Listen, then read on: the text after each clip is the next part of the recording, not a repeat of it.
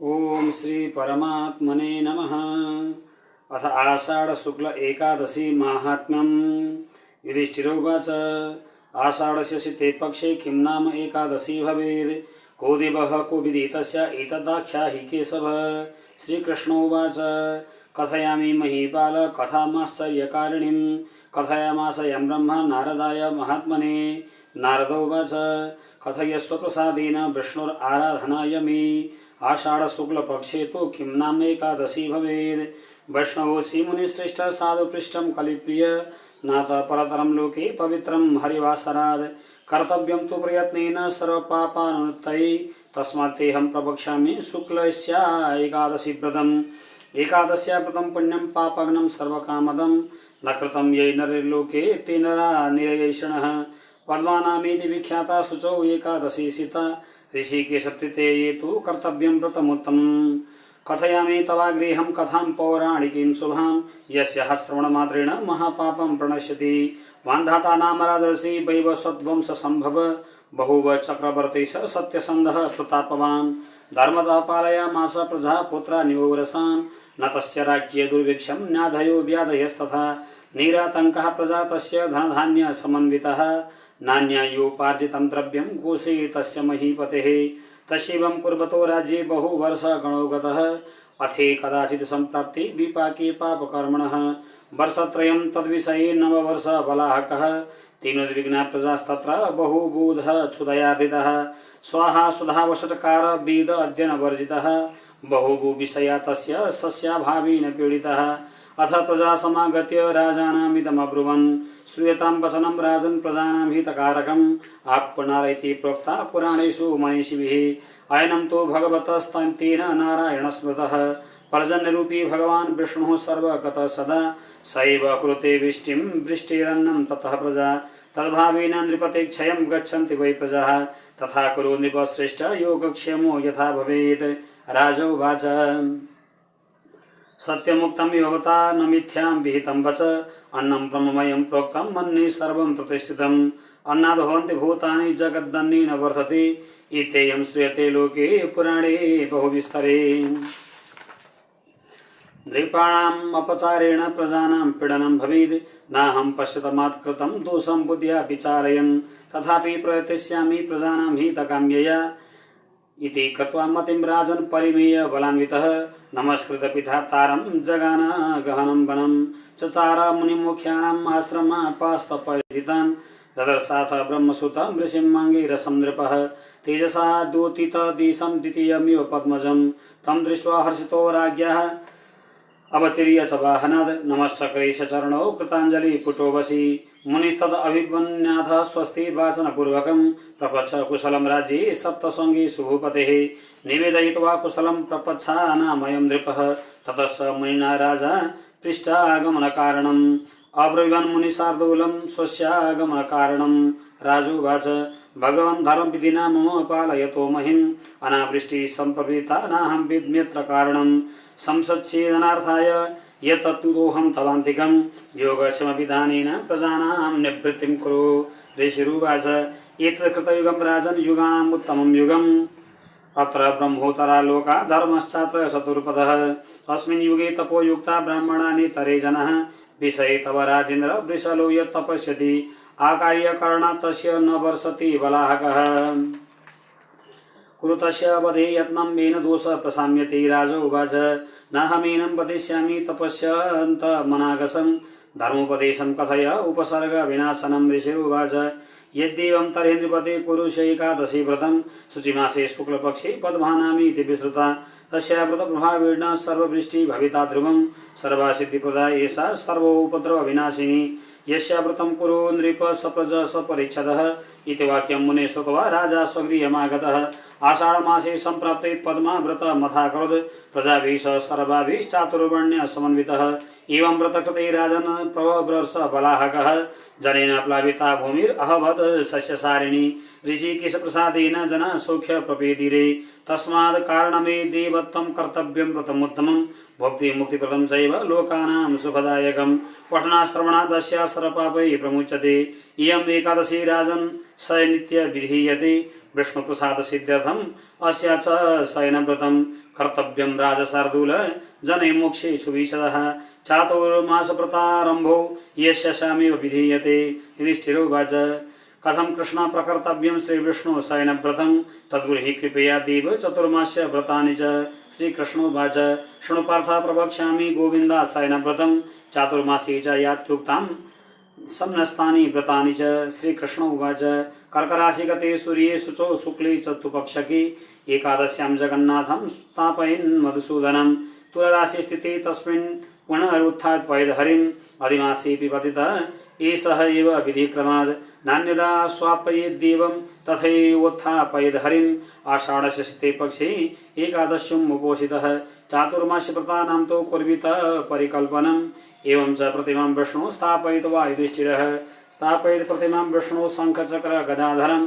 पीताम्बरधरं सौम्यं पर्यङ्के वयसिते शुभे शीतवस्त्रसमाच्छन्ने सुपधाने युधिष्ठिरः इतिहासपुराणज्ञो ब्राह्मणो वेदपारगः स्नानयितो दधिक्षीर घृतक्षौद्रसितादिभिः समालिप्य सुबैर्गन्धैर्धूपदीपैश्च भूरिशः पूजयेत् कुसुमस्तन्त्रै मन्त्रेणानेन पाण्डव सायि तस्त्वं ऋषिकेश पूजयित्वा श्रिया सह प्रसादं कुरु देवेश लक्ष्म्या सह जनार्दनः सुप्ते त्वयि जगन्नाथ जगतं सुप्तचराचरं विबुद्धे त्वयि बुद्धेत जगत्सवे चराचरम् एवं तां प्रतिमां विष्णु स्थापयित्वा युधिष्ठिरः तस्या एवाकृतस्थित्वा गृह्णान्यानि मान्नरः चतुरो वार्षिकान् मासान् दिव्योत्थानपनावधि प्रातः सन्ध्यादिकं सर्वं नित्यकर्मं समाप्य सः गृहेशि नियमाः शुद्धान् निर्विघ्नान् कुरु मे प्रभो इति सम्पार्थ्यदेवेशं प्रह्यं संशुद्धमानस स्त्री वा नरो वा मद्भक्तो धर्मार्थं कृतव्रत गृह्णान्यानि मे नातान् तद्धावनपूर्वकं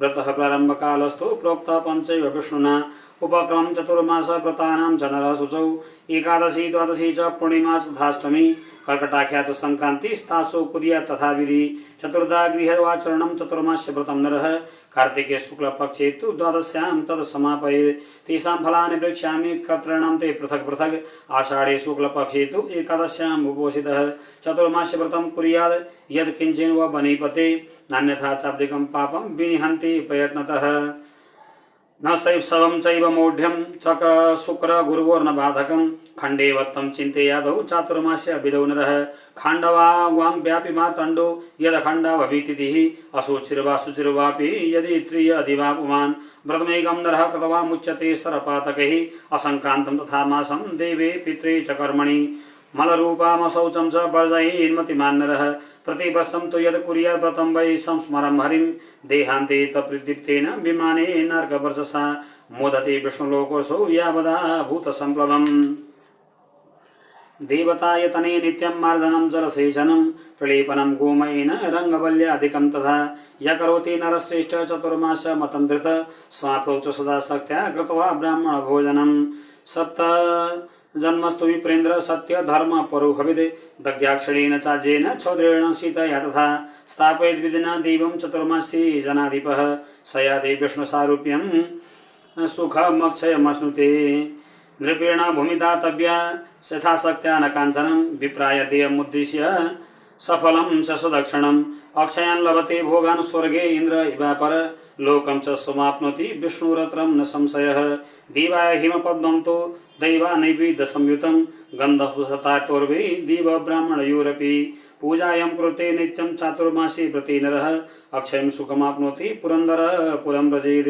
यस्तवै चतुरो मासां स्तुल्यया हरिमर्शयेत् तुलसीं काञ्चनीं कृत्वा ब्राह्मणाय निवेदयेत् काञ्चनेन विमानेन वैष्णवीं लभते गतिं देवाय गुगुलं यो वै दीपं चापयते नरः स भोगी जायते स्त्रीवं तथा सौभाग्यवानपि समाप्तो धूपिकां दद्यात् दीपिकाश्च विशेषतः प्रदक्षिणा तुयं कुर्यात् नमस्कारं विशेषतः अश्वत्थस्याथा विष्णुर्कार्तिक्याम विधिं भवेत् पादं पादान्तरे करो नश्यः करौ कृत्वा तु संयुतौ स्तुतिं वाचे हरिज्ञानं चतुरङ्गा प्रदक्षिणः सन्ध्यादीपप्रदौ यस्तु प्राङ्गणे द्विजदेवयो समाप्तो दीपिकां दद्यात् वस्त्रं तैलं सकाञ्चनं वायुमालभते तस्तु तेजस्वी स भवेदिह वैमानिको भवद्देवो गन्धर्वाप्सरसेवितः विष्णुर्पादोदकं यस्तु पिबेद कृत्सार्थमुच्यते विष्णुलोकमाप्नोति स चास्मज्जायते नरः शतम् अष्टोत्तरं यस्तु गायत्री जपमाचरेत् त्रैकालं वैष्णवे रम्ये न स पापेन लिप्यते। श्रीकृष्ण गोविंद हरे मुरारे हे नाथ नारायण वासुदेव अनंत वैकुंठ मुकुंद कृष्ण गोविंद दामोदर माधवीति। ओम श्री परमात्मने नमः। लक्ष्मीनाथ समारंभां नाथयामुनमध्यमाम् अस्मदाचार्यपर्यन्तं वन्दे गुरुपरम्परां। श्रीयोगिराज रघुनाथ गुरोर्प्रशिष्यं श्रीमद्जनार्दन गुरोर्तमशीशरत्नं वेदान्तयोगमनिपुणं सुलभं सुशीलं श्रीदेवराजगुरुवर्यमहं प्रपद्ये। कृष्णाय वासुदेवाय देवकी नंदनाय च नंदगोपकुमाराय गोविंदाय नमो नमः।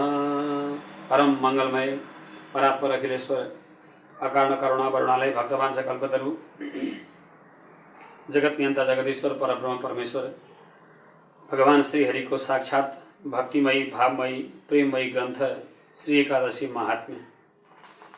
सम्पूर्ण आदरणीय भक्तहरूलाई अन्य एकादशीहरूको जस्तै आषाढ महीना की शुक्ल पक्ष की श्री हरिशयनी एकादशी भगवान श्री हरि को शयनी एकादशी को व्रत को महत्ता का संबंध में महात्म्य का संबंध में चर्चा गर्नका लागि उपस्थित भएका छौं। जय श्रीमन्नारायण। र सम्पूर्ण भक्तहरूलाई के पनि जानकारी गराउँदैछौं भने आषाढ महीना को शुक्ल पक्ष की एकादशी का साथ साथ में महात्म्य का साथ साथ में चातुर्मास्य व्रत पारायण कसरी गर्नुपर्दछ, चातुर्मास्य व्रतलाई कसरी धारण गर्नुपर्दछ भन्ने सम्बन्धमा पनि चर्चा गरिएको छ। श्लोकहरू त्यही जोडिएका छन्।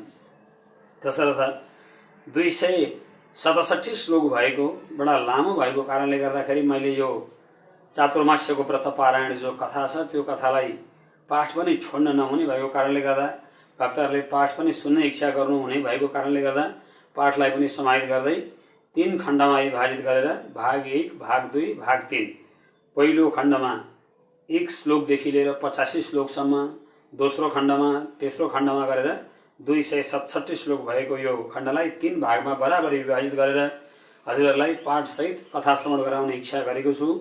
र त्यसो गर्दाखेरि समयको बचत पनि हुनेछ र पहिलो दिन, दोस्रो दिन, तेस्रो दिन गरेर सबै कथालाई एक एक हजुरहरूले श्रवण गर्न पाउनुहुनेछ भनेर यो क्रमलाई सुरु गरिएको छ। अन्य एकादशीहरूमा जस्तै आषाढ महीना की शुक्ल पक्ष की एकादशी श्री हरशयनी एकादशी हुनुहुनेछ। भगवान श्री हरि को शयन को नामले प्रसिद्ध हुनेछ एकादशी को नाम। र आषाढ महीना की शुक्ल पक्ष को एकादशी को व्रत को महिमा के छ, विशिष्टता के छ भनेर श्री युधिष्ठिरजी महाराजले सोध्नुभयो भगवान श्री हरिलाई, भगवान श्री कृष्णलाई। आषाढस्य शिते पक्षे किम नाम एकादशी भवेत् को देव को विदितस्या एतदाख्या हि केशव। हे भगवान, आषाढ महीना की शुक्ल पक्ष की एकादशी को नाम के हो र तिनका अधिष्ठाता देवता को हुनुहुन्छ र ती हरिशयनी नाम गरेकी एकादशी जो आषाढ महीना की शुक्ल पक्ष की एकादशी छन् ती एकादशी को व्रत गर्ने विधि कस्तो छ भनेर युधिष्ठिरजीले सोध्नुभयो। अनि भगवान श्री कृष्ण भन्दै हुनुहुन्छ कथयामि महीपाल कथामाश्चर्यकारिणीं कथयामाशयं ब्रह्म नारदाय महात्मने। हे युधिष्ठिरजी महाराज, हजुरले जे प्रश्न सोध्दै हुनुहुन्छ आषाढ महीना की शुक्ल पक्ष की एकादशी को सम्बन्धमा त्यही प्रश्न कुनै समयमा नारदजी महाराजले भगवान ब्रह्मा भनेको श्री ब्रह्माजी महाराजलाई सोध्नु भएको थियो। अनि ब्रह्माजीले जसरी बताउनु भयो, नारदजीले जसरी सोध्नु भयो त्यही उपक्रमको वर्णन गर्नेछु भनेर भगवान श्री हरिले श्री कृष्णले युधिष्ठिरलाई संस्मरण गराउँदै भन्नुभयो। नारदजी सोध्दै हुनुहुन्छ कथयस्व प्रसादेन विष्णोर आराधनायमि आषाढ़ शुक्ल पक्षे तो किम नाम एकादशी भवेत्। हे पिताजी, हे ब्रह्माजी, भगवान श्री विष्णु को आराधना मैले कसरी गर्नु पर्दछ, त्यसमा पनि आषाढ महीनाको शुक्ल पक्ष की एकादशी को नाम के हो, यो व्रतलाई कसरी लिनु पर्दछ। किनभने वैष्णवोपि मुनि श्रेष्ठ साधु पृष्ठम कलिप्रिय नातः परतरम लोके पवित्रम हरिवासराद। वैष्णवका लागि त हे ब्रह्माजी महाराज सबैभन्दा कलियुगमा सबैभन्दा प्रिय भनेकै एकादशी व्रत हुन्छ। भगवान विष्णुका भक्तका लागि र अन्य व्रतहरूभन्दा पनि श्रेष्ठ व्रतानाम उत्तमम व्रतम भनेर भनिएको छ। अन्य सबै प्रकारका व्रतहरूमा धेरै प्रकारका स्मार्तीय व्रतहरूमा जो स्मार्तहरूले धारण गर्नुहुन्छ, स्मृतिलाई मान्नुहुन्छ, स्मृतिलाई मान्ने स्मार्त हुनुहुन्छ। त्यसै गरी जो गणपत्य आदि भगवान श्री गणेशजीलाई मान्नुहुन्छ उहाँहरू गणपत्य हुनुहुन्छ। जो शङ्कर भगवानलाई शिवजीलाई मान्नुहुन्छ उहाँहरू शैव हुनुहुन्छ। तसर्थ यी सबै प्रकारका देवी देवताहरूलाई मान्ने सबै प्रकारका व्रतहरूमध्येमा सबैभन्दा व्रतानाम उत्तम व्रतम, व्रतहरूमध्येको उत्तम व्रत कुन हो भने त केवल एकादशी नै हो। एकादशीलाई के भनिएको छ भने हरिवासरः, भगवानकै दिन भनिएको छ। यो त भगवानकै साक्षात दिन हो। हरिवासर भनेको भगवानकै बार हो।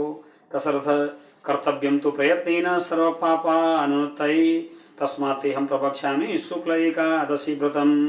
यही कारणले गर्दाखेरि कलियुगमा त साह्रै कल्याणकारी एकादशी व्रत छिन्।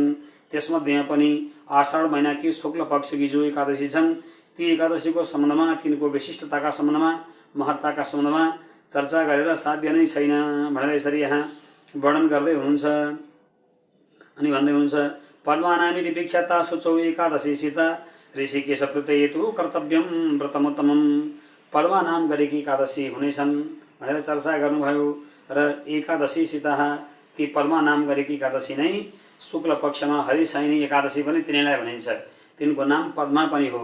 हरिशायनी चाहिँ किन भनिएको त भन्दाखेरि आषाढ महिनामा कर्कट राशिमा जब सूर्य भगवान प्रवेश गर्नुहुन्छ, श्रावण महिना लाग्दछ अथवा आषाढ शुक्ल महिना सुरु हुन्छ शुक्ल पक्ष, त्यो समयदेखि भगवान श्री हरि शयन गर्नुहुन्छ भन्ने शास्त्रको मत छ, शास्त्रकारको वचन छ। त्यही कारणले गर्दाखेरि चाहिँ हरिशयनी एकादशी पनि भनेर भनिएको छ। ऋषिकेश प्रीतयेतु कर्तव्यम व्रतमोत्तमम।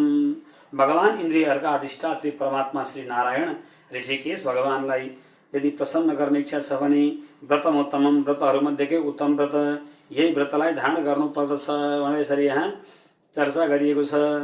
अनि यहाँ अगाडि भन्दै हुनुहुन्छ मान्धाता नाम राजर्षि वैवस्वत वंश सम्भव बहुव चक्रवर्ती स सत्यसन्धः प्रतापवान। अब यिनको महिमाका सम्बन्धमा चर्चा गरेको छ। हरिशयनीको पद्मा नाम गरेकी आषाढ शुक्लकी एकादशीको। अनि भन्दै हुनुहुन्छ मान्धाता नाम गरेका कोही राजा हुनुहुन्थ्यो, तर कस्तो हुनुहुन्थ्यो? राजर्षि हुनुहुन्थ्यो। राजा भए पनि ऋषि हुनुहुन्थ्यो। किन? वैष्णव हुनुहुन्थ्यो, भगवान नारायणको भक्त हुनुहुन्थ्यो, हिंसालाई त्याग गर्नुभएको थियो। सबै प्रकारका हिंसा, शरीरले गर्ने, आँखाले गर्ने, वाणीले गर्ने, जिब्रोले गर्ने, इन्द्रियले गर्ने सबै प्रकारका हिंसालाई त्याग गर्नुभएको साक्षात वैष्णव राजा हुनुहुन्थ्यो। तसर्थ राजर्षि भन्ने शब्दको प्रयोग गर्नुभयो। राजा होइन, उहाँ साक्षात ऋषि हुनुहुन्थ्यो। अनि वैवस्वत वंशको सम्भव भनेको वैवस्वत वंशको कुलभूषण हुनुहुन्थ्यो। वैवस्वत कुलमा उत्पन्न हुनुभएको थियो। अनि चक्रवर्ती भनेको सारा पृथ्वी जहाँबाट सूर्य उदाउनुहुन्छ र जहाँ गएर सूर्य अस्ताउनुहुन्छ त्यहाँसम्म मान्धाता राजाकै शासन थियो। तसर्थ चक्रवर्ती भन्ने शब्दको व्याख्या यसरी गरिन्छ, सूर्य उदयदेखि लिएर अस्ताएसम्म सारा पृथ्वीमा एउटै व्यक्तिको शासन भएकोलाई नै चक्रवर्ती सम्राट भनिन्छ। तसर्थ चक्रवर्ती राजा हुनुहुन्थ्यो। सत्यसन्ध भनेको केवल जीवनभरि सत्यको मात्रै आचरण गर्ने भन्थ्यो। प्रतापवान, प्रतापले युक्त भएको हुनुहुन्थ्यो। धर्म त पालयमास, धर्मपूर्वक पृथ्वीको पालन गर्नुभएको थियो, प्रजालाई पनि र पुत्रलाई पनि। केवल पुत्रको पालन मात्रै गर्नुभएको थिएन, प्रजाहरूलाई पनि पुत्र समान पालन गर्नुभएको थियो। न तस्य राज्य दुर्भिक्षम नाधयो व्याधस्तथा। मान्धाता राजाका दरबारमा, राज्यमा कुनै पनि प्रकारको दुर्भिक्ष भनेको आपद परेको थिएन, केही आपद आएको थिएन। आधी व्याधि अथवा कुनै प्रकारको खडेरी केही पनि भएको थिएन। अनि प्रजाहरू सबै कस्ता थिए त भन्दा धनधान्य समन्वितः, धन धान्य लिप्त भएका थिए। न्याय उपार्जितम द्रव्यम, न्यायपूर्वक धनको आर्जन गर्दथे। कोशो तस्य महीपते, अनि राजालाई के धन दिन्थे र राजा पनि धेरै धार्मिक, धेरै सत्यरूपी वाणी भएका, सत्यमा मन भएका यस्ता प्रकारका मान्धाता नाम गरेका राजा हुनुहुन्थ्यो भनेर यसरी यहाँ श्री ब्रह्माजी महाराजले नारदजीलाई र भगवान श्री हरि जगदीश्वर परमात्मा श्री कृष्णले युधिष्ठिरजीलाई चर्चा गर्दै हुनुहुन्छ। अनि यसरी भन्दै हुनुहुन्छ अथे कदाचित सम्प्राप्ते विपाके पापकर्मण भन्दै हुनुहुन्छ आफूले गरेका कर्मको फल चाहिँ कुनै प्रकारले पनि व्यक्तिले क्षय गर्न सक्दैन। शास्त्रको वचन कस्तो छ, शास्त्रको प्रमाण कस्तो छ भने यदि कोही व्यक्तिले शुभ कर्म गरेको छ भने अनि उसलाई मोक्ष हुने इच्छा भयो भने त्यो शुभ कर्म गरेको व्यक्तिले चाहिँ म यो शुभ कर्मको फललाई, स्वर्ग आदिलाई भोग्दिनँ, म सुखलाई भोग्दिनँ भन्न सक्दछ। तर पाप कर्म यदि गरेको छ भने त्यो पाप कर्मलाई म भोग्दिनँ भन्न व्यक्तिले सक्दैन। पाप कर्म गरेको छ भने दुःखलाई र नरकलाई भोग्नै पर्दछ। र शुभ कर्म यदि गरेको छ भने त्यो शुभ कर्म गरेको व्यक्तिले चाहिँ म सुखलाई भोग्दिनँ, सुखमा लिन्न स्वीकार गर्दिनँ, स्वर्ग जान्न, इन्द्रका लोकमा जान्न अथवा संसारमा पनि सुखलाई भोग्दिनँ भन्ने इच्छा गर्यो भने त्यो व्यक्तिले त्यो इच्छालाई भगवानले पुरा गर्नुहुन्छ। अथवा त्यस्तो प्रकारको शास्त्रको मत छ, शास्त्रको वचन छ। जसरी संसारमा पनि अशुभ कर्म गर्नेवाला व्यक्ति छ भने त्यसले दण्ड अवश्य भोग्नु पर्दछ। पापी छ भने, दुराचारी छ भने अथवा अकृत्य कर्मलाई गर्नेवाला छ भने त्यसले राजाको दण्डलाई अवश्य भोग्नु पर्दछ। तर यदि कोही व्यक्ति राम्रो कर्म गर्नेवाला छ र राजाले कसैले पुरस्कार दिने भयो भने त्यो व्यक्तिले मैले राम्रो कर्म गरे बापत यो पुरस्कार म लिन्न, अस्वीकार गर्दछु भनेर भन्दछ भने त्यो पुरस्कार लिनै पर्छ भनेर राजाले जबरजस्ती गर्नुहुन्न र समाजले पनि कुनै वर्गले पनि कसैले पनि जबरजस्ती गर्दैन। शास्त्रको मत पनि त्यस्तै छ। शुभ कर्म गरेको छ भने त्यो शुभ कर्मको फललाई म भोग्दिनँ भन्दाखेरि व्यक्तिले पाउँछ। तर अशुभ कर्म गरेको छ भने त्यो फललाई भोग्नै पर्दछ। अनि राजाले पनि कुनै अशुभ कर्म गर्नुभएको थियो, त्यही अशुभ कर्म गरेको कारणले गर्दाखेरि त्यहाँ के भयो त भन्दाखेरि चाहिँ अचानक खडेरी पर्यो, पानी पर्न छोड्यो र मान्धाता राजाका दरबारमा भनेको सारा पृथ्वीमा, चक्रवर्ती राजा हुनुहुन्थ्यो, सारा पृथ्वीमा पानी पर्न छोड्यो। पानी पर्न छोडिसकेपछि के भयो भने अन्नले रहित भएकी पृथ्वी भइन्। अन्नले रहित भएकी पृथ्वी हुने बित्तिकै के भयो त भन्दा पहिले क्षुधयार्धता, भोक र प्यासले भोकले व्याकुल भएका सारा प्रजाहरू भए। हेर्दा हेर्दै यति लामो खडेरी पर्यो कि स्वाहा स्वधा वषट्कार वेद अध्ययन वर्जिता, सबै प्रकारका हवन गर्ने, सबै प्रकारका तर्पण गर्ने, जल दिने पितृहरूका लागि भनेर, देवताहरूका लागि भनेर हवन गर्ने, त्यसै गरी वेद अध्ययन गर्ने, यी सम्पूर्ण कर्महरू चाहिँ के भयो त भन्दा हेर्दा हेर्दै खडेरी परेको कारणले गर्दाखेरि सकिँदै गए। अनि सस्याभावी पीडिता, अन्नको अभावमा चाहिँ अब प्राणीहरू जो मनुष्य आदि थिए तिनीहरू बिस्तार बिस्तार मर्न थाले, शरीर छोड्दै जान थाले। अथ प्रजा समागत्य राजान इदम ब्रुवन्, अनि प्रजाहरू सबैजना गएर राजालाई गएर हात जोड्न थाल्नुभयो। श्रूयतां वचनं राजन् प्रजानां हितकारकं आपो नारयति प्रोक्ता पुराणेषु मनिः। हे महाराज, अब प्रजानां हितकारकं, प्रजाहरूको हितको लागि, कल्याणको लागि हजुरले केही उपाय गर्नुपर्दछ। आपो नार इति प्रोक्ता पुराणेषु मनीषिभिः, मनीषी भनेको विद्वानले र पुराणेषु भनेको शास्त्रीय मतमा, पुराणको मतमा के भनेको छ भने आपो नार इति प्रोक्ता, आप भनेको जललाई नै सम्पूर्णतामा मानिएको छ। तसर्थ अयनम तु भवेत् तस्य हस्तेन नारायण स्मृतः, जलमा शयन गर्ने भएको कारणले गर्दा नै भगवान नारायणलाई नारायण भनेर भनिएको छ। तसर्थ पर्जन रूपी भगवान विष्णु सर्वगता सदा, सम्पूर्ण पर्जन्य भनेको मेघ रूपी, बादल रूपी, जल रूपी, वर्षा रूपी को हो त भन्दा भगवान विष्णु हो, भगवान नारायण हुनुहुन्छ। तसर्थ अब हामी उनै भगवान विष्णुका शरणमा पर्नु पर्दछ भनेर यसरी यहाँ सारा प्रजाहरूले भन्नुभयो। र सबै प्रजाहरूले भनिसकेपछि शैव कुरुते वृष्टिम वृष्टिरन्नम तथा प्रजा, उहाँकै शरणमा गइसकेपछि उहाँले नै मेघ उत्पत्ति गर्नुहुन्छ, बादल उत्पत्ति गर्नुहुन्छ र वर्षा गर्नुहुन्छ। र त्यही वर्षाद्वारा नै प्रेरणम जीवनम पयः, अमृत स्वरूप वर्षा हुन्छ र त्यही वर्षाद्वारा अन्न उत्पत्ति हुन्छ र त्यो अन्नद्वारा हाम्रो शरीर थेगिन्छ, रहन्छ र हाम्रो प्राण बस्दछ, हाम्रो जीवन बस्दछ भनेर यसरी यहाँ सबै प्रजाहरूले भनिसकेपछि राजा भन्नुहुन्छ सत्यमुक्तम हि भवता मिथ्या अभिहितम वच अन्नम ब्रह्ममयम प्रोक्तम अन्य सर्वम प्रतिष्ठितम। हे प्रजाहरू हो, हजुरहरूले भनेको कुरा साँचो हो भन्नुहुन्छ। प्रजालाई आफ्ना छोरा भन्दा पनि, आफ्नो शरीर भन्दा पनि ज्यादा प्रेम गर्ने वाला हुनुहुन्छ मान्धाता राजा। राजा शब्दको व्याख्या शास्त्रकारले यसरी नै गर्नुभएको छ। प्रजाम रञ्जयन्ती इति राजा, रञ्जयन्ती सुखयति इत्यर्थ। प्रजालाई सुख दिने भएको कारणले गर्दा, प्रजालाई आनन्द दिने भएको कारणले गर्दा राजालाई राजा भनिएको हो। तसर्थ यहाँ मान्धाता नाम गरेका राजाले भन्नुभयो हे प्रजाहरू हो, हजुरहरूले भनेको वचन एकदमै साँचो हो, मिथ्या भनेको झुटो हुनै सक्दैन। जे वाणी हजुरहरूले बोल्दै हुनुहुन्छ त्यो एकदमै साँचो हो। अन्नम ब्रह्ममयम, अन्न त यस्तो चिज हो जो भगवानको स्वरूप हो। अन्न छ, जीवन छ, होइन जीवन पनि छैन, शरीर पनि छैन, प्राण पनि छैन। अन्नाद भवन्ति भूतानि जगत अन्नै न वर्तते, संसारमा प्राणीको सृष्टि पनि अन्नबाट नै भएको हो। अन्न छ त्यही भएर जीवन छ भनेर यसरी यहाँ श्री मान्धाता राजाले सारा प्रजाहरूलाई भन्दै हुनुहुन्छ। पुराणै बहुविस्तरे, मैले के चर्चा गर्नु, धेरै व्याख्या त पुराणमा शास्त्रीय मतमा शास्त्रका वचनमा यी सबै कुराहरूको व्याख्या गरिएकै छ भनेर यसरी मानधाता राजाले भन्नुभयो। र मानधाता राजाले यति भन्दै अनि सारा प्रजाहरूलाई भन्दै हुनुहुन्छ, इति कृत्वा मतिं राजा परिमेय बलान्वितः नमस्कृत्य विधातारं जगान गहनं वनं। यति कुरालाई विचार गरिसकेपछि अब प्रजाको भलाइका लागि म केही काम गर्दछु, कुनै उपाय गर्दछु भन्ने कुरा विचार गर्नुभयो र सारा आफ्ना सेनाहरूलाई साथमा लिएर भगवान श्री ब्रह्मालाई नमस्कार गरेर जङ्गलतर्फ लाग्नुभयो राजा। अनि गएर ठुल्ठुला तपस्वीहरूका आश्रममा घुम्न थाल्नुभयो र घुम्दै जाँदा 10 देशमा घुम्नुभयो। अनि एक ठाउँमा जङ्गलमा जानुभएको थियो। ब्रह्माका पुत्र श्री अंगिरा नाम गरेका ऋषिलाई देख्नुभयो, जो दोस्रो ब्रह्मा समान हुनुहुन्थ्यो। तेजले युक्त भएका अंगिरा नाम गरेका ऋषिलाई देखेर, ऋषिहरूमा श्रेष्ठ हुनुहुन्थ्यो अंगिरा ऋषि, तिनै अंगिरा ऋषिलाई देखेर हात जोड्नुभयो र भन्न थाल्नुभयो, भगवान धर्म विधिना मम पालयतो महिम अनावृष्टि सम्पवृतां नाहं वेद्म्यत्र कारणम। हे अंगिरा ऋषि, हजुरलाई धेरै धेरै नमस्कार छ। म धर्मपूर्वक पृथ्वीको पालन गर्दै थिएँ। अचानक के भयो भने अनावृष्टि भनेको वर्षा हुन सकेन। यो कारण मैले जान्न सकिनँ। तसर्थ संशोधन समयम छेदनार्थाय यतः गौतम तवान्तिकम, मेरा सम्पूर्ण संशयहरूलाई नाश गर्नुहोस् भनेर यसरी यहाँ राजाले भनिसकेपछि अनि उत्तरमा श्री ऋषि भन्दै हुनुहुन्छ, एतद् कृतयुगम राजन् युगानाम् उत्तमं युगम अत्र ब्रह्मोत्तरा लोका धर्मश्चात्र चतुष्पदः। हे महाराज मानधाता, अहिलेको युग भनेको कृत भनेको सत्य युग हो। युगान्तम उत्तम युगानाम उत्तमम युगम, युगहरूमध्येको सबैभन्दा उत्तम युग श्रेष्ठ युग नै सत्य युग हो। त्यसर्थ तपाईले कुनै चिन्ता गर्नु पर्दैन। अस्मिन् युगे तपोयुक्ता ब्राह्मणा नेता राजना विषय तब राजेन्द्र वृषलोय तपस्पतिः। अहिले सत्ययुगको बल भनेको के हो त भन्दा केवल तपस्या हो।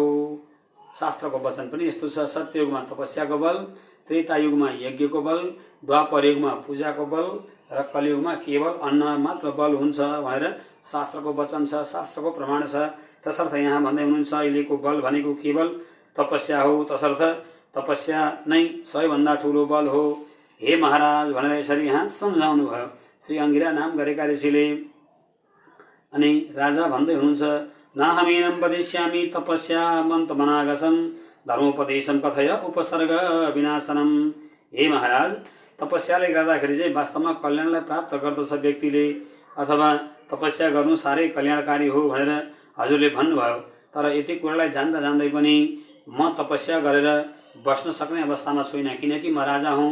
प्रजाको पालन गर्नका लागि परेको छु, दत्तचित्तले लागेको छु। त्यसर्थ भन्नुहोस् कसरी चाहिँ मेरो कल्याण हुन्छ, पृथ्वीको कल्याण हुन्छ र मेरा प्रजाहरूको कल्याण हुन्छ भनेर सोध्नुभयो श्री अंगिरा नाम गरेका ऋषिलाई।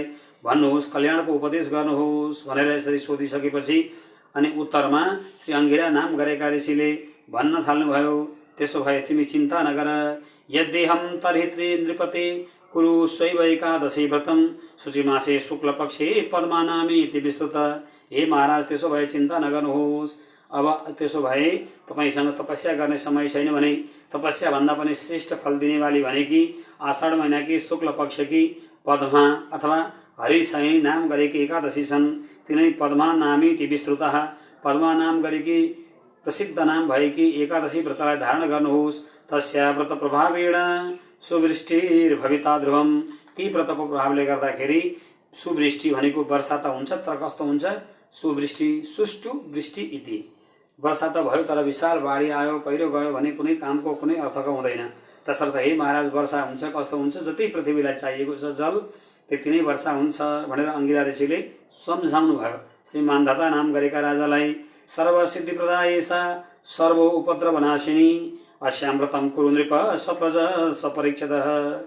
यी पद्मा नाम गरेकी एकादशीको व्रत कस्तो छ त भन्दा सबै प्रकारका अणिमा, महिमा, गरिमा, लगिमा, प्राप्ति, प्राकाम्य, ईशित्व, वशित्व आदि नाम गरेका 8 प्रकारका सिद्धिहरूलाई दिनेवाली यी आषाढ शुक्ल पक्षकी एकादशी छन्। र सबै प्रकारका उपद्रवलाई, जो अनावृष्टि, अतिवृष्टि, खडेरी लाग्ने, त्यसै गरी हावा हुन्डरी आउने, यी सबै प्रकारका धेरै वर्णन गर्दै हुनुहुन्छ। यी सबै उपद्रवहरूलाई नाश गर्नेवाली आषाढ महिनाकी शुक्ल पक्षकी पद्मा नाम गरेकी एकादशी छन्। अस्यामृतम कुरु नृप सप्रज सपरीक्षतः। यिनै आषाढ महिनाकी शुक्ल पक्षकी एकादशीको व्रतलाई गर्नुहोस् हे मानधाता। सपरीक्षत, सप्रज, सबै आफ्ना सेनाहरूका साथमा, आफ्ना परिवारका साथमा र सब प्रजा भनेको आफ्ना प्रजाहरूका साथमा। इति वाक्यम मुनि श्रुत्वा राजा स्वगृहमागत। महामुनि अंगिराको यति वाक्यलाई स्वीकार गर्दै मानधाता राजा आफ्ना घरमा आउनुभयो। अनि आषाढ मासी सम्प्राप्ति, आषाढ महिना आइसकेपछि पद्मा व्रतमथा करोद, शुक्ल पक्षकी पद्मा नाम गरेकी एकादशीको व्रतलाई धारण गर्नुभयो। यति गरेर धारण गर्ने बित्तिकै जलेन प्लाविता भूमिर अभवत सस्यशालिनी, जलले युक्त भएकी ठुलो वर्षा भयो, पानीले युक्त भएकी पृथ्वी भइन्। सस्यशालिनी भनेको धानले भरिभराउ भएकी, अन्नले भरिभराउ भएकी पृथ्वी भइन्। ऋषिकेश प्रसादेन जना सौख्यम प्रपीदिरे, ऋषिकेश भगवानको प्रसादले गर्दाखेरि सबै प्रकारका मनुष्यहरूले कल्याणलाई प्राप्त गरे। इतस्मात् कारणादेव कर्तव्यम व्रतमुत्तमम भोक्ति मुक्तिप्रदम चैव लोकानां सुखदायकम। त्यही कारणले गर्दाखेरि चाहिँ व्रतहरूमध्येको पनि श्रेष्ठ व्रत श्री हरिशयनी आषाढ महिनाकी शुक्ल पक्षकी हरिशयनी नाम गरेकी एकादशीको व्रतलाई गर्नुपर्दछ। हे राजा शार्दूल, हे राजाहरूमध्येका सिंह, हे महाराज मानधाता भनेर यसरी श्री अंगिरा ऋषिले भन्नुभएको थियो। तदनुसार श्री अंगिराले भनेअनुसार मानधाताले व्रत गर्नुभयो र सारा प्रजाहरूले कल्याणलाई प्राप्त गर्नुभयो। अनि युधिष्ठिरजी महाराजलाई भगवान कृष्ण यसरी नै भन्दै हुनुहुन्छ, हे महाराज यो व्रतलाई यसरी गर्नुपर्दछ। अनि श्री युधिष्ठिरजी महाराजले सोध्नुभयो, आषाढ महिनाकी शुक्ल पक्षदेखि चतुर्मास्य पनि प्रारम्भ हुन्छ, तसर्थ चतुर्मास व्रतको सम्बन्धमा सोध्नुभयो युधिष्ठिरजीले। कथम कृष्ण प्रकर्तव्यम श्री विष्णु शयनं व्रतम तद्ब्रूहि कृपया देव चतुर्मास्य व्रतानि च।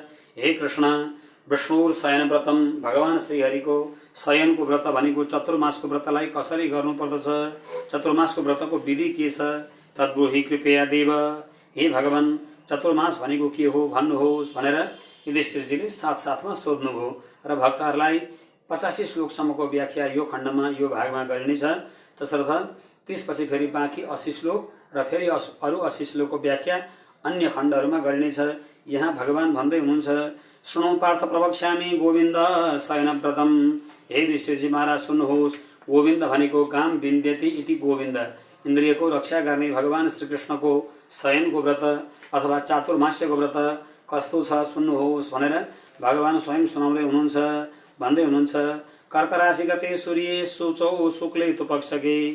कर्क राशिमा सूर्य गइसकेपछि अनि आषाढ महिनाको शुक्ल पक्ष सुरु भइसकेपछि चातुर्मास सुरु भएको मानिनेछ। एकादशीको तिथिको दिनमा भगवान श्री मधुसूदनको संस्थापन गरेर भगवान श्री मधुसूदन जगदीश्वर भगवान श्री जगन्नाथ भगवानको पूजा गर्नु र कहिलेसम्म गर्नु भने तुला राशि स्थिति तस्मिन् पुनरुत्थापयद हरिम। तुला राशिमा सूर्य भगवान गइसकेपछि के हुन्छ त भनेदेखि भगवान श्रीहरि हरिबोधनी नाम गरेकी एकादशी आउँदछन्। कार्तिक महिनाको शुक्ल पक्षको एकादशी तिथि तिनै हरिबोधिनी एकादशीमा भगवान उत्थापयद भनेको जागा हुनुहुन्छ, भगवान उठ्नुहुन्छ। त्यतिखेरसम्म चाहिँ चातुर्मास व्रतलाई चाहिँ सबै वैष्णव भक्तहरूले सबै अन्य भक्तहरूले पनि गर्नुपर्दछ भनेर यसरी यहाँ वर्णन गर्नुभयो। अधिमासी विपतितः एष विधि अनुक्रमाद। यो बिचमा अधिक मास यदि परेको छ भने पनि, अधिक मास भनेको पुरुषोत्तम मास, पुरुषोत्तम महिना परेको छ भने पनि एवं विधि अनुक्रमाद, यही विधिले नै व्रतलाई धारण गर्नुपर्दछ। नान्यथा स्थापयेत् देवं तथैवोत्थापयेत् हरिं। भगवानलाई यसरी संस्थापन गरेर भगवानको पूजा गर्नुपर्दछ भनेर यसरी यहाँ चर्चा गरिएको छ। अधिक मास परेको बेलामा पनि भगवानलाई जागा गराउने कुनै शास्त्रीय मत, शास्त्रीय प्रमाण, शास्त्रीय विधिको सम्बन्धमा यहाँ चिन्तन चर्चा केही पनि गर्नु भएन शास्त्रकारले। अधिक मासै छ भने पनि भगवानलाई संस्थापन गर्न सकिन्छ अधिक मासमा पनि, र भगवानलाई निराएकै भगवानलाई नै, शयन गरेकै भगवानलाई नै जागा नगरिकन यस्तै प्रकारले पूजा गर्नुपर्दछ भनेर यसरी यहाँ श्री हरिले भगवान श्रीकृष्णले वर्णन गर्नुभयो। आषाढस्य शीते पक्षे एकादश्याम उपोषित चतुर्मास्य व्रतानां तु कुर्वीत परिकल्पनम। आषाढ महिनाकी शुक्ल पक्षकी हरिशयनी नाम गरेकी एकादशी व्रतलाई लिँदै गर्दा नै यदि चतुर्मासको व्रत लिने हो भने, चतुर्मास व्रतलाई धारण गर्ने हो भने अपरिकल्पनम, कुनै ठुलो सङ्कल्प केही गर्नु पर्दैन, मनमा नै कल्पना गर्नुपर्दछ, म अब चतुर्मासको व्रतलाई गर्दछु भनेर सम्झनु पर्दछ, संस्मरण गर्नुपर्दछ। अनि सामर्थ्यले युक्त भएको छ भने भगवान श्री सर्वतोभद्र मण्डलको माथि कलश संस्थापन गरेर कलशमा थाली राखेर, थालीमा तिल राखेर भगवान श्री लक्ष्मीनारायणको सुवर्णको प्रतिमा राखेर भगवानलाई संस्थापन गर्नुपर्दछ। स्थापयति प्रतिमां विष्णोर शङ्ख चक्र गदाधरम। यस्तो प्रकारले भगवानको सेवा पूजा गर्न सकिन्छ। यदि वैष्णव भगवान विष्णुको भक्त छ भने या अन्य प्रकारको भक्त छ जो शालिग्राम भगवानको पुरुष छ, अभक्ष्य पदार्थलाई खाँदैन, भक्ष्याभक्ष्य पदार्थलाई कसरी कुन खाने कुन नखाने कुरालाई विचार गर्दछ भनेदेखि त्यो व्यक्तिले पनि भगवान विष्णुको शालिग्राम श्रीहरिको पूजा गर्न सक्दछ। त्यस्तो अवस्थामा सर्वतोभद्र मण्डलमाथि अथवा भगवानकै सिंहासनमा शालिग्राम भगवानलाई आषाढ महिनाकी शुक्ल पक्षकी एकादशीको दिन संस्थापन गरेर शालिग्राम भगवानलाई राखेर अनि यसरी पूजा गर्नुपर्दछ भनेर श्री शास्त्रकारले चर्चा गर्दै हुनुहुन्छ। तदनुरूप भगवान श्री कृष्णले युधिष्ठिरजी महाराजलाई संस्मरण गराउँदै हुनुहुन्छ, सुनाउँदै हुनुहुन्छ। शङ्ख चक्र गदाधर भगवानलाई संस्थापन गर्नु सकिन्छ भने, सकिँदैन भने शालिग्राम भगवानलाई राख्नु, सकिँदैन भने कुनै धातुको मूर्तिलाई राख्नु। अनि ध्यान गर्दाखेरि चाहिँ आँखा बन्द गरेर ध्यान गर्दा 4 हात भएका शङ्ख चक्र गदा पद्म धारण गरेका भगवान श्रीहरिको संस्मरण गर्नु।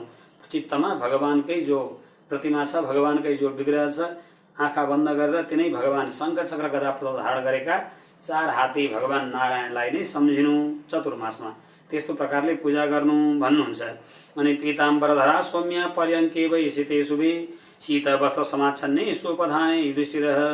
पीताम्बर धारण गर्नुभएको छ भगवानले। भगवान सौम्य भनेको शान्त हुनुहुन्छ, पर्यङ्क भनेको पलङमा भगवान शयन गर्नुभएको छ। अनि सबै प्रकारका सुतमागत बन्दी आदिले भगवानका संस्तवनहरूलाई, वेदका स्तुतिहरूलाई, श्रुतिहरूलाई, वेदका ऋचाहरूलाई ऋग यजु साम अथर्व आदि वेदहरूले गायन गरिरहेका छन्। यस्तो प्रकारले भक्तले संस्मरण गर्नुपर्दछ। त्यसै गरी इतिहास पुराणज्ञो ब्राह्मणो वेदपारग स्नान इतो ददीक्षीर घृतौ क्षोद्र आसितादिभिः। सम्पूर्ण प्रकारका आफूले पनि सकिन्छ भनेदेखि इतिहास भनेको सबै प्रकारका महाभारत रामायण आदि ग्रन्थलाई, पुराणज्ञ भनेको 18 प्रकारका पुराणहरूलाई, उपपुराणहरूलाई, वेदपारग भनेको वेदलाई जान्नेवाला ब्राह्मण छ भने वेदको पाठ गर्दै, ब्राह्मण भनेको ब्राह्मणद्वारा यस्तो प्रकारले गर्नुपर्दछ। नभए आफैले जानेको छ भने आफैले पनि गर्नुपर्दछ। अनि प्रत्येक दिन चातुर्मासमा 4 महिनासम्म प्रातःकालमा आफूले स्नान गरिसकेपछि उठेर भगवानलाई स्नान इतवह भनेको स्नान गराइसकेपछि ददीक्षीर घृत भनेको दही दुध घिउ आदि मधुपर्क आदि सबैले स्नान गराइसकेपछि भगवानलाई चाहिँ के गर्नुपर्दछ, शालिग्राम भगवानलाई अथवा गोपाल भगवान श्री ठाकुरजीलाई पुस्नु पर्दछ। सफा कपडाले अथवा भगवानकै वस्त्रले पुस्नु पर्दछ। अनि भगवानलाई वस्त्र धारण गराउनु पर्दछ। यति गरिसकेपछि पञ्चामृतसम्मको स्नान गरिसकेपछि दुध घिउ चिनीमा आदिले नुहाइसकेपछि अब के गर्नुपर्दछ भन्दा वस्त्र यज्ञोपवीत भगवानलाई चन्दन धारण गराउनु पर्दछ। अक्षताको ठाउँमा भगवान श्रीहरिलाई अक्षता नचढ्ने भएको कारणले गर्दा, विष्णुलाई चामलको अक्षता नचढ्ने भएको कारणले गर्दा भगवानलाई तिलले पूजा गर्नुपर्दछ, पुष्पले पूजा गर्नुपर्दछ, रङ्गी बिरङ्गी पुष्प चढाउनु पर्दछ। यस्तो प्रकारले पूजा गर्नुपर्दछ। प्रसादम क्रुदेवेश लक्ष्म्या सह जनार्दन। लक्ष्मीका साथमा भगवान श्री जनार्दन मेरो अगाडि निवास गर्नुभएको छ, बस्नुभएको छ। अनि लक्ष्मीजीले पलङमा शयन गरिरहेका भगवानलाई चाहिँ लक्ष्मीजीले चरणमा सेवा गर्दै हुनुहुन्छ। यस्तो प्रकारले सम्झनु पर्दछ, भगवानको चिन्तन गर्नुपर्दछ, मनन गर्नुपर्दछ। यस्तो प्रकारले सम्झनु पर्दछ। अनि भगवानलाई त्यहाँ राखेर भगवानको आरती पुष्पाञ्जली आदि गरिसकेपछि भगवान चाहिँ शयन गर्नुभएको छ भन्ने कुरालाई प्रतिमा विष्णुर भगवान विष्णुको प्रतिमालाई त्यहाँ राखेर संस्मरण गर्दै भगवानको आरती पुष्पाञ्जली गरेर भगवानलाई दण्डवत गर्नुपर्दछ। चतुर् वार्षिकानुमासान देवोत्थापन यथाविधि। 4 महिनासम्म यस्तै प्रकारले यो व्रतलाई गर्नुपर्दछ। अनि त्योदेखि बाहेक देवोत्थान भनेको हरिशयनी एकादशी जो कार्तिक महिनाकै शुक्ल पक्षकी हरिबोधनी एकादशी छन् त्यसैलाई देवोत्थान एकादशी भनिन्छ। देवता भगवान, देव भनेको देवम नारायणम इत्यर्थ। देवता भनेको केवल भगवान नारायण हुनुहुन्छ, भगवान कृष्ण हुनुहुन्छ। तसर्थ उहाँको उत्थापन भनेको उठ्ने दिवस भनेको हरिबोधनी एकादशी। त्यो दिनसम्म यस्ता प्रकारले व्रत गर्नुपर्दछ। युधिष्ठिरजी महाराज प्रातः सन्ध्यादिकम सर्वम नित्य कर्मम समाप्य च। सधैँ प्रातःकालमा उठेर सन्ध्या वन्दन भनेको प्रातः सन्ध्यामा गर्ने सम्पूर्ण कर्महरूलाई, नित्य कर्म भनेको आफूले गर्नुपर्ने मूल मन्त्रको, चरम मन्त्रको, चरण मन्त्र, द्वय मन्त्रको जप आदिलाई गर्दै, त्यसै गरी अन्य प्रकारका गायत्री मन्त्रलाई पनि नछोडिकन गायत्री मन्त्रको पनि संस्मरण गर्दै, गायत्री मन्त्रको पनि जप गर्दै, ब्राह्मण आदि छ भने गायत्री मन्त्रलाई जप्नै पर्दछ भनेर शास्त्रले प्रमाण दिनुहुन्छ, शास्त्रले भन्नुहुन्छ। गृहस्थ व्यक्ति छ सम्पूर्ण रूपमा पत्नीका साथमा छोराछोरीका साथमा घर गृहस्थी भएर निवास गरेको छ भने त्यो व्यक्तिले भगवानको भक्त भए पनि, भगवानको अनन्य भक्त भए पनि, भगवान विष्णुको भक्त भए पनि ब्राह्मण क्षेत्रीय आदि छ भने त्यसले गायत्री मन्त्रलाई गृहस्थी व्यक्तिले त्याग गर्न सक्दैन, त्याग गर्न हुँदैन भनेर शास्त्रमा यस्तो प्रकारको ठोस प्रमाण छ, ठोस वचन छ। तसर्थ गायत्री मन्त्रलाई पनि जप्नु पर्दछ, गायत्री मन्त्रलाई त्याग गर्नै हुँदैन। यहाँ भगवानको वचन पनि त्यस्तै छ। भगवान भन्दै हुनुहुन्छ युधिष्ठिरलाई सबै प्रकारका नित्य कर्महरूलाई गरिसक्नु पर्दछ भनेर यसरी यहाँ वर्णन गर्दै हुनुहुन्छ। अनि यति गरिसकेपछि यसरी चाहिँ भगवानलाई सम्झनु पर्दछ। अनि भगवान श्री विश्वक्सेनको पूजा गर्नु पर्दछ। विश्वक्सेन भनेको अन्य गणपति जो भक्तहरू हुनुहुन्छ उहाँहरूले गणेशजीको रूपमा संस्मरण गर्नुहुन्छ, गणेशजीको पूजा गर्नुपर्दछ। निर्विघ्नात् कुरु मे प्रभु, हे भगवान, हे गणेशजी महाराज, हाम्रा सम्पूर्ण कर्महरू निर्विघ्न हुन्। म 4 महिनासम्मको लागि चातुर्मास्य व्रतको धारण गर्नका लागि बसेको छु। तसर्थ अब शुद्ध मानस भनेको शुद्ध मनद्वारा म तपाईलाई सम्प्रार्थ्य भनेको प्रार्थना गर्दैछु। हे गणेशजी महाराज, हाम्रो व्रतलाई पूर्ण गर्नुहोस् भनेर यसरी पहिले गणेशजी महाराजलाई सम्झनु पर्दछ। र गणेशजी महाराजलाई प्रातःकालमा उठेर जप आदि गरिसकेपछि, सन्ध्या वन्दन गरिसकेपछि गणेशजी महाराजलाई सम्झनु पर्दछ। अनि प्रातःकाल यसरी भगवानको सधैँ पूजा गर्दै, भगवानको भक्ति गर्दै यो व्रतलाई धारण गर्नुपर्दछ। र यस्तो प्रकारले यो सम्बन्धमा चर्चा गर्दै हुनुहुन्छ भगवान।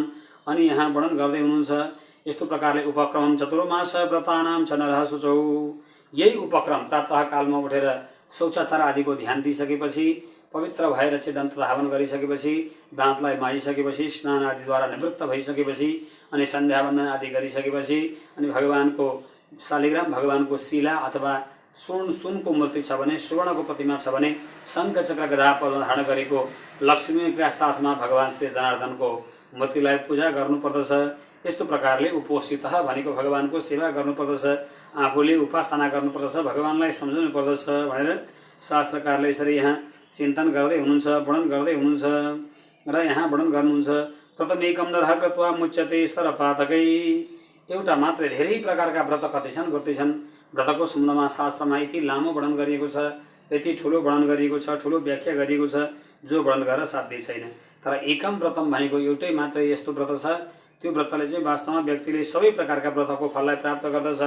त्यो व्रत भनेको कुन व्रत हो त भन्दा चातुर्मास्यको व्रत हो।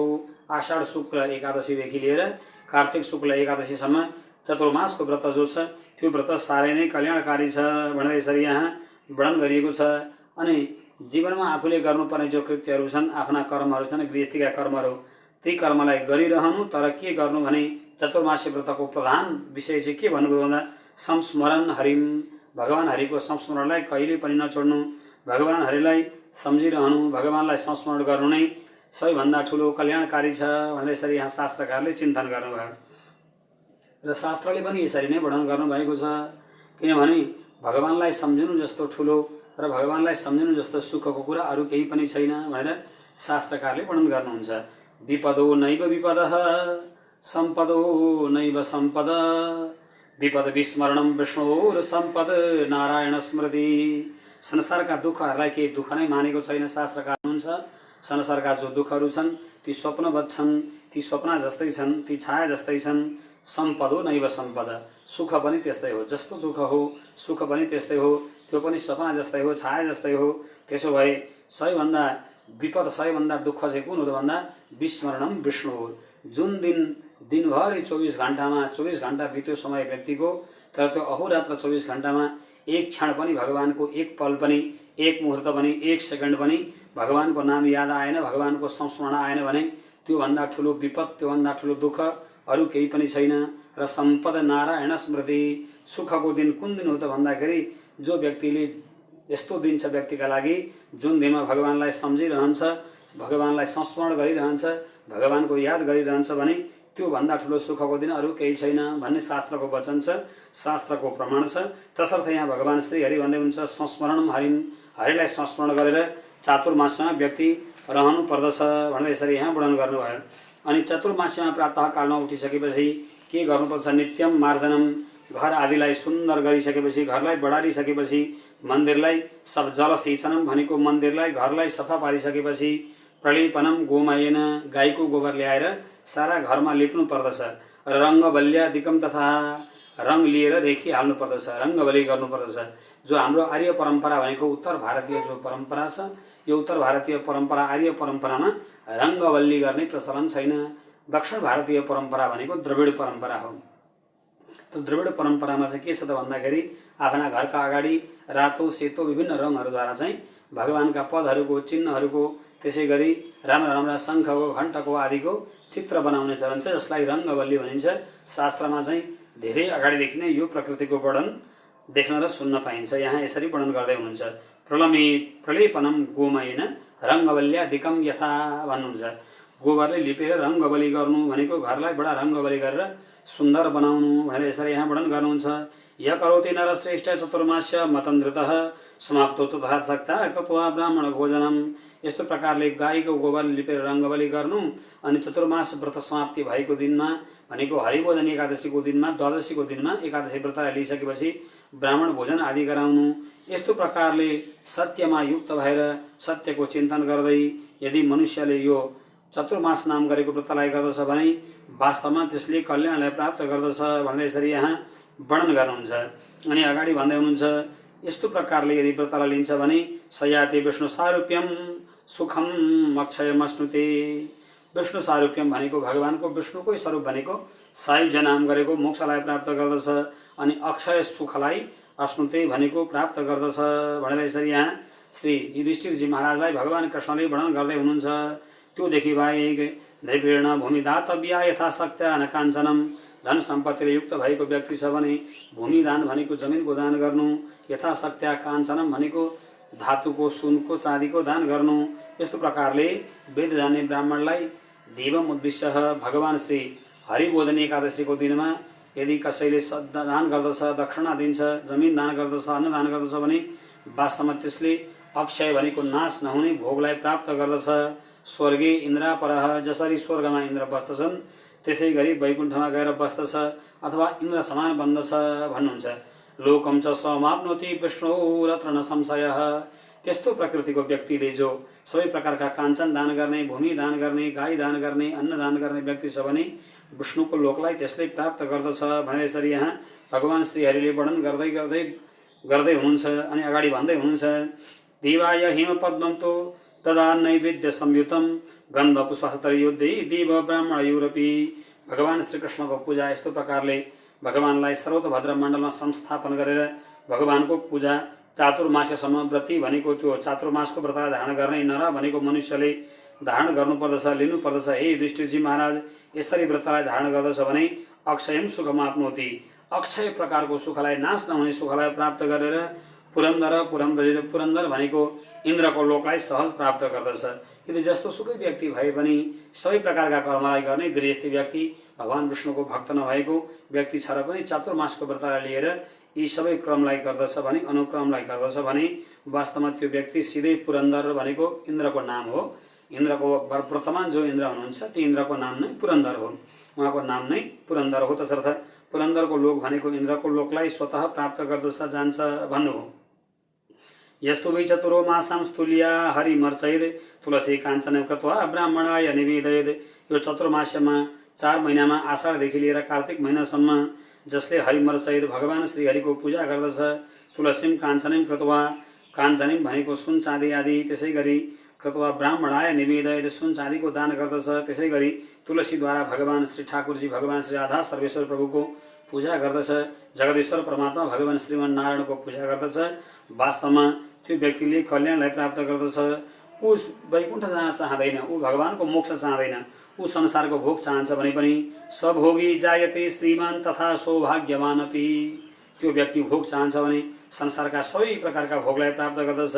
श्रीमान भनेको सबैद्वारा मानिएको बन्दछ, अनि सौभाग्यवान अपि धेरै भाग्ययुक्त भएको बन्दछ। उसले सुखका लागि कुनै कर्म गर्नै पर्दैन, धेरै भाग्ययुक्त भएको बन्दछ भनेर यसरी यहाँ वर्णन गर्दै हुनुहुन्छ। अनि अगाडि वर्णन गर्दै हुनुहुन्छ, यस्तो प्रकारले गर्नुपर्दछ। र चातुर्मास्यमा भगवानलाई विशेष प्रकारका गुग्गल आदि नाम गरेका, गुगुलम योगै दीपम चाप्यते, गुगुल आदि नाम गरेका धूपहरूद्वारा बडा सुगन्धित धूपहरू ल्याएर भगवानलाई कसैले धूप देखाउँदछ। समाप्तो धूपिकाम दद्याद दीपिकाम च विशेषतः तिलको तेलद्वारा बडा प्रिय लाग्ने भगवानलाई बत्ती बाल्दछ। त्यसै गरी आफैले निकालेको नौनीको घिउ, नौनीद्वारा घिउ बनाउँदछ र त्यो घिउद्वारा भगवानलाई दीपम च अर्पयते, भगवान श्रीहरिलाई दीपको अर्पण गर्दछ। आफूले बनाएको घिउद्वारा दीप बाल्दछ भने वास्तवमा त्यो व्यक्ति त त्यसै गरी कार्तिक महिनासम्म प्रातःकालमा सधैँ गएर तुलसीमा, पिप्पलमा र बरको रुखमा, वृक्षमा पानी चढाउँदछ अनि ती तुलसीलाई, बरको र पिपलको वृक्षलाई भ्रमण गर्दछ र तिनीहरूका सन्निधिमा गएर प्रदक्षिणा गर्दछ। अनि स्तुति वाचन भनेको तुलसीलाई पनि संस्थापन गर्दछ, स्तुति गर्दछ, पिपलको पनि स्तुति गर्दछ अनि बरको पनि स्तुति गर्दछ भने वास्तवमा त्यो मनुष्यले त सिधै नै वैकुण्ठको लोकलाई प्राप्त गर्दछ भनेर भगवान श्रीकृष्णले युधिष्ठिरजी महाराजलाई सुनाउँदै हुनुहुन्छ। जो व्यक्तिले सन्ध्या दीप प्रदो यस्तो प्राङ्गणे रिजदेवयो, सन्ध्याकालमा त्यो व्यक्ति जो बुद्धिले युक्त भएको व्यक्ति छ को छ भनेदेखि चातुर्मास्य चतुर महिनामा सन्ध्याकालमा दीप प्रज्वलन गर्दछ। भगवान श्री लक्ष्मीनारायण भगवानका अगाडि, जनार्दन लक्ष्मीका अगाडि गएर र वस्त्रम तैलम सकाञ्चनम अनि ब्राह्मण आदिलाई गएर सबै प्रकारका वस्त्र आदिको दान गर्दछ, तेलको दान गर्दछ। काञ्चन भनेको धन सम्पत्ति रुपियाँ पैसाको दान गर्दछ भने वास्तवमा त्यो व्यक्ति कल्याणयुक्त भएको बन्दछ भनेर यसरी यहाँ वर्णन गर्दै हुनुहुन्छ। अनि अगाडि भन्दै हुनुहुन्छ विष्णुर्पायोदकम यस्तो पेवेद कृष्णास्तमुच्यते विष्णु लोकमाप्नोति न चास्मिन् जायते नरः। तसर्थ हे युधिष्ठिरजी महाराज, भगवानका सबै प्रकारका प्रतिमाहरू मध्येमा पनि कलियुगमा चाहिँ सबैभन्दा श्रेष्ठ प्रतिमा कुन हो त भन्दा शालिग्राम भगवानको शिला नै हो। यदि शालिग्राम भगवानको शिला छ भने प्रातःकालमा तिनै कलशमाथि संस्थापन गरिएका भगवान श्री शालिग्रामको शिलालाई धोवन गरेर त्यही तीर्थलाई, त्यही चरणोदकलाई, त्यही भगवानको शिला धोएको जो जल छ जसलाई तीर्थ भनिन्छ, त्यही तीर्थलाई चाहिँ व्यक्तिले स्वीकार गर्दछ र घाँटीमा लगेर, मुखमा लगेर घाँटीसम्म पुर्याउँदछ भने वास्तवमा त्यो व्यक्ति विष्णु लोकमा आप्नोति न चास्मिन् जायते नरः। भगवान विष्णुको दिव्य लोकलाई प्राप्त गर्दछ जो बडा कठिन छ। मोक्ष प्राप्त गर्न, मुक्ति प्राप्त गर्न एकदमै कठिन छ। धेरै ध्यानद्वारा, धेरै जपद्वारा, धेरै तपद्वारा, धेरै व्रतद्वारा, धेरै उपासनाद्वारा, धेरै योगद्वारा, धेरै तीर्थाटनद्वारा, धेरै भक्तिद्वारा प्राप्त गरिने जो एकदमै कठिन विषय छ मोक्षको विषय, त्यो मोक्षको विषयलाई चातुर्मास्य व्रतको धारण गर्नेवाला व्यक्तिले र 4 महिनासम्म भगवान विष्णुको पूजा गर्नेवाला व्यक्तिले सहज रूपमा, सरल रूपमा प्राप्त गर्दछ भनेर जो श्री भगवान जगदीश्वर परमात्मा श्रीहरिले यो आषाढ महिनाकी शुक्ल पक्षकी एकादशीको विशिष्टताको महिमाको सम्बन्धमा 85 श्लोकसम्म जो व्याख्या थियो त्यो व्याख्या मैले यहाँ प्रथम खण्डमा हजुरहरूलाई गरेर सुनाएँ। अब दोस्रो खण्डमा बाँकी 85 श्लोक र तेस्रो खण्डमा बाँकी 85 श्लोकको व्याख्या हजुरहरूलाई गरेर सुनाउने छु। र यो पहिलो खण्ड जो मैले हजुरहरूलाई सुनाएको छु आफ्नो बुद्धिअनुसार यथाधीतम यथामति मेरा सम्पूर्ण वाणीहरूलाई उनै भगवान श्री जगदीश्वर परमात्मा श्री कृष्ण द्वारिकानाथ प्रभुका चरणमा अर्पण गर्दछु। कायेन वाचा मनसेन्द्रियर्वा बुद्ध्यात्मना वा प्रकृति स्वभावात् करोमि यद्यत् सकलं परस्मै नारायणाय इति समर्पयामः।